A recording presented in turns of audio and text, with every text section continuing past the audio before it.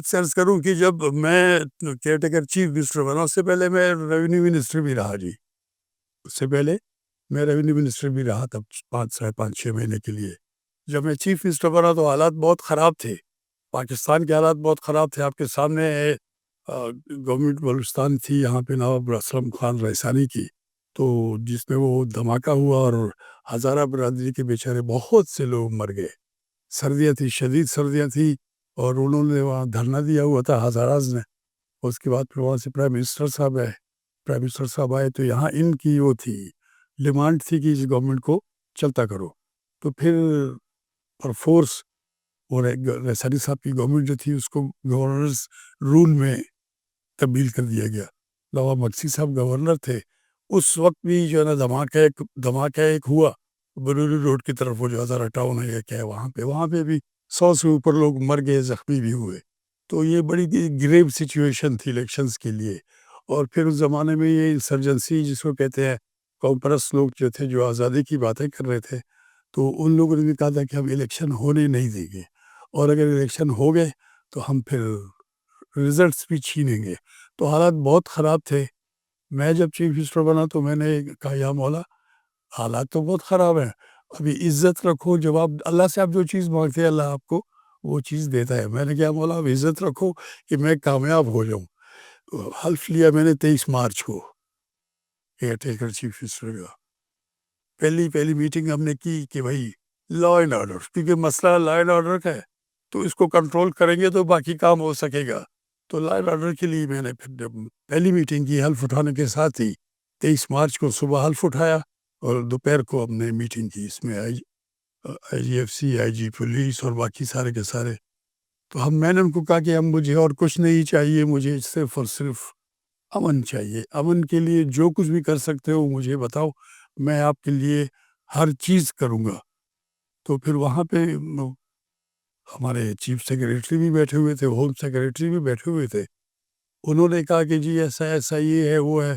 تو جب واردات ہوتی ہے کوئی، تو ہمارے پاس وہ لوکیٹر نہیں ہے، اس کو لوکیٹر کہتے ہیں، جی ایس ایم لوکیٹر، وہ لوکیٹ کرتا ہے سم کو جو استعمال ہوتی ہے، یا اس کے بعد جو ٹیلی فون پہ آپ جیو فینسنگ کے لیے آپ کو وہ کام دیتی ہے۔ تو انہوں نے کہا کہ ہم کو آپ یہ نہیں ہے ہمارے پاس، by the time we ask for it, یہ آتی ہے ایجنسیز کے تھرو، ان کو کہتے ہیں۔ تو درمیان میں آپ کو پتا ہے ہمارے یہاں جو لوگ بیٹھے ہوتے ہیں نا جس ٹیبل پہ، وہ اپنی ورث دکھاتا ہے، یار ٹھہرو میں پوچھوں صاحب سے پوچھوں، یہ کروں وہ کروں، ٹائم لمبا ہو جاتا ہے اور واردات جو ہے چھپ جاتی ہے۔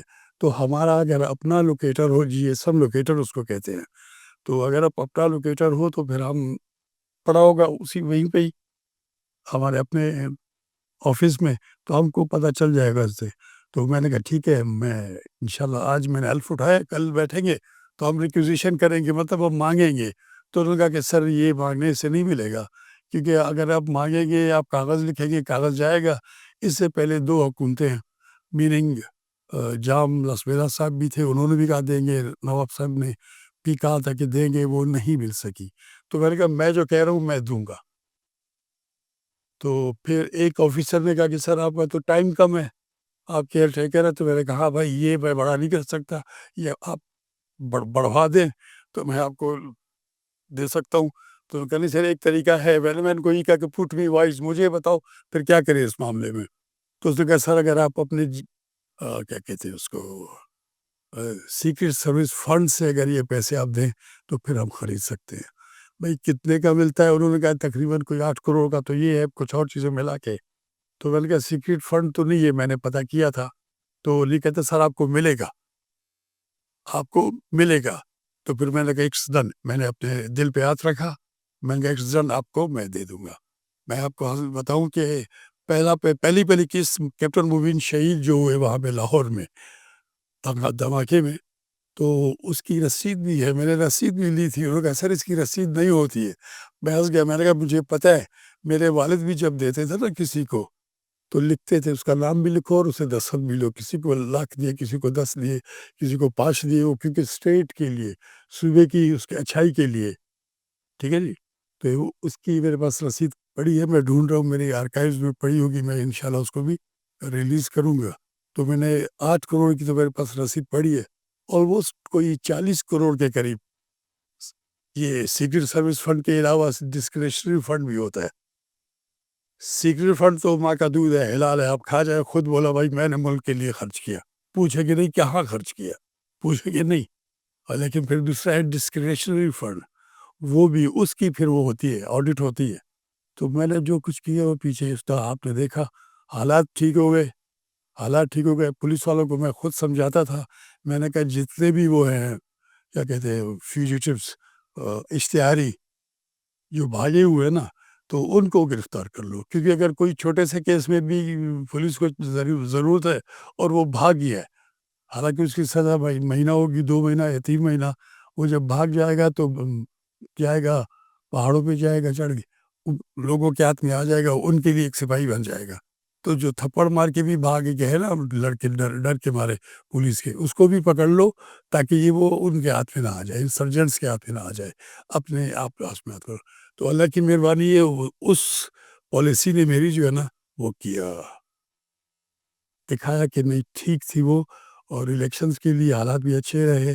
چھوٹے چھوٹے واقعات یہاں وہاں ہوئے، لیکن یہ ہے کہ الیکشنز سے بہت خوف تھا لوگوں کو کہ بلوچستان میں کیا ہوگا. ہماری میٹنگز ہوتی تھی بھائی، تو وہ کہتے تھے کہ جناب بلوچستان میں 3 فیز میں الیکشن کروائیں گے کیونکہ فورس بھی کم ہے اور حالات بھی خراب ہے. میں نے کہا نہیں، ایک ہی دن کرائیں گے الیکشن. اگر ہم 3 الیکشن کرواتے فائدہ مجھے ہوتا، 1 مہینہ 1.5 میرا بڑھ جاتا. ٹھیک ہے نا جی. یہاں پہ تو جس کرسی پہ آپ بیٹھ گئے تو آپ اللہ اللہ کرتے ہیں کہ 2 دن زیادہ ملے مجھے. تو میں نے کہا بالکل مجھے دیکھو میں کیا کرتا ہوں،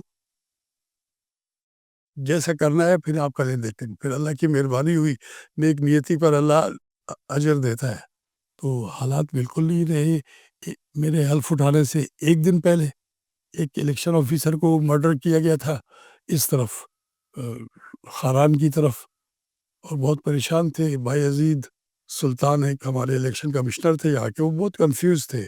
میں نے کہا کنفیوز مت ہو، جس کی رات قبر میں ہے وہ باہر نہیں ہوگی، موت سے مت ڈرو، کام کریں گے. تو اللہ کی مہربانی ہے 11 مئی کو الیکشنز ہو گئے. میرے ایک دوست تھے، وہ بہت اچھے دوست تھے، وہ میرے پاس ہے، کلاس فیلو تھے. اس نے بولا غوث الیکشن ہو رہے ہیں. میں نے کہا ہو رہے. کہتے میں سن رہا ہوں کہ نہیں ہو رہے. میں نے کہا بھائی الیکشن ہو رہے ہیں. اس نے کہا میں شرط رکھی ہے، میں نے اجمل جنگ میں ہوتے تھے میرے کلاس فیلو تھے، اس نے میرے کہا، کہتا میں نے بھی شرط بھی رکھی ہے کہ لاکی. میں نے کہا ہار جاؤ گے، نہیں لڑ، اگر پیسہ بہت ہے حرام کا تو پھر تو ٹھیک ہے، الیکشن 11 مئی کو ہوں گے. کہتے نہیں میں سمجھ رہا ہوں کہ لمبا ہے آپ کا عرصہ. میں نے کہا ویسے لمبا ہو تو اور بات ہے، الیکشن 11 کو ہو گئے. اللہ نے میری عزت رکھی، 11 کو الیکشنز ہو گئے. اور اس کے بعد کے واقعات آپ کے سامنے ہیں. میری نبض پہ ہاتھ تھا، جیسے ڈاکٹر نبض پکڑتا ہے دیکھتا ہے، اسی طرح سے سوشل پولیٹیکل ٹرائبل میں مجھے پتہ ہے، میں سن آف سوائل ہوں، میں سب کو جانتا ہوں، ایکولز ہے ہم. تو مجھے پتہ ہے، میں نے کہا بھی تھا کہ اگر میرا ٹائم لمبا ہوتا تو میں بلوچستان کے ان سلگتے ہوئے حالات میں کوئی نہ کوئی پانی ڈالتا، ٹھنڈا کر دیتا بہت زیادہ. الیکشن تک تو فرسٹ کلاس چلا سلسلہ. اس کے بعد تو میرے ہاتھ میں نہیں تھا جناب. ایک قوم پرست پارٹی یہاں آ گئی، بلوچ قوم پرست، پشتون قوم پرست، پھر ایک بہت بڑی قومی پارٹی مسلم لیگ نون. ان لوگوں نے جب بلوچستان کو ٹھیک نہیں کر سکے تو اس میں میرا تو کوئی قصور نہیں، کیونکہ میں تو الیکشن کروا کے چلا گیا. الیکشن میں جو لکھونا تھے، جو کمزوریاں تھیں، وہ بھی میں نے بتایا. میں اس میں بھی چلا گیا، کیا کہتے ہیں کمیشن میں بھی چلا گیا. وہاں پہ میں نے وہ دی. ان کا خیال تھا کہ نہیں آئے گا.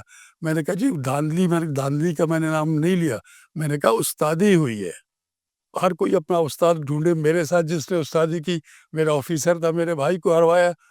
میرا بھائی، میں چیف منسٹر ہوں، میرا بھائی ہارتا ہے، اندازہ کریں آپ. ٹھیک ہے جی، وہ بالکل مجھے اچھی طرح سے معلوم ہے. تو میرا استاد یہ ہے، اس نے استادی کی میرے ساتھ. تو میں اس میں بھی گیا. الیکشن کمیشن کے جوڈیشل کمیشن جو بنا تھا، میں وہاں گیا. میں نے کہا ملک کا فائدہ اس میں ہوتا ہے تو میں جاتا ہوں، میں جاؤں گا. لوگوں کو نہیں تھا، اس وجہ سے انہوں نے کہا کہ بھائی یہ بندہ جو ہے کنٹرول میں نہیں آتا. کنٹرول میں کیوں آؤں؟ میں نے کام کرنا ہے اس سرزمین کے لیے. تو میں نے اس حد تک بلوچستان کے لیے رات دن میں نے ایک کیا ہوا تھا جی. میں نے اپنی ذات کو چھوڑ کے میں نے لوگوں کا اور عوام کا خیال کیا. اور اللہ کی مہربانی میں سمجھتا ہوں کہ میں اسی حد تک کامیاب رہا.